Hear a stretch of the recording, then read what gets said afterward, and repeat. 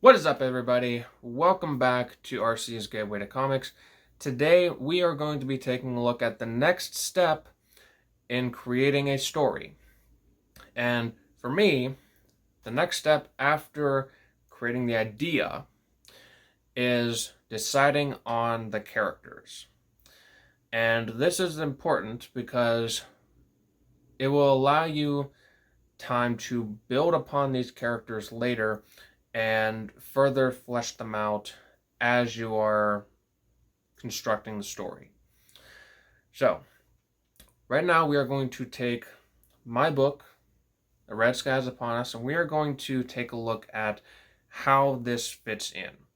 So, originally, I wanted to come up with the idea for an action-adventure pirate story with a romantic twist to it.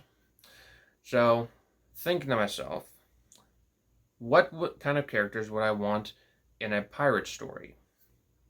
Well, I wanted to have the pirate crew, and you'd have all of those divvied up into their various different roles. I have the pirate captain, I have the quartermaster, the navigator, the master gunner. All of those roles are filled by characters. I went in and I developed them as I continued on the process, and then I would need to figure out the rest of the characters that would be sort of playing off of them. And since I wanted to have the romance aspect to the story as well, I would need to have a romantic lead. Sort of the counterpart to the pirate captain, that being the daughter of the Commodore. And whenever I created the Commodore's daughter, I would also have to have, obviously, the Commodore and his wife, and some other miscellaneous characters that would need to be interacting with the Commodore and also with Commodore's daughter. So those two parts of the story were able to be built because they're a good way of establishing some sort of conflict, because obviously the Commodore is not going to want his daughter to be falling for a pirate because they're on completely opposite sides of the law.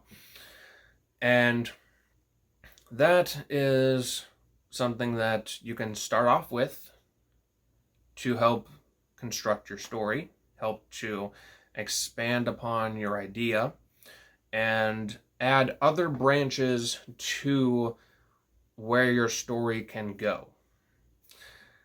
Now, speaking of other branches where your story can go, I also wanted to have a magical influence to the story, because I want the pirates to be interacting with various myths throughout the various seas and the various different beliefs that the sailors may have had at that time. So I had to create the overall antagonist of the story, and that being a magical mermaid. And as I was coming up with her character, I was also trying to decide how she would be fitting into the overall magical world of the Red Sky series. And in doing so, I realized that I would have to add other characters that would be helping her.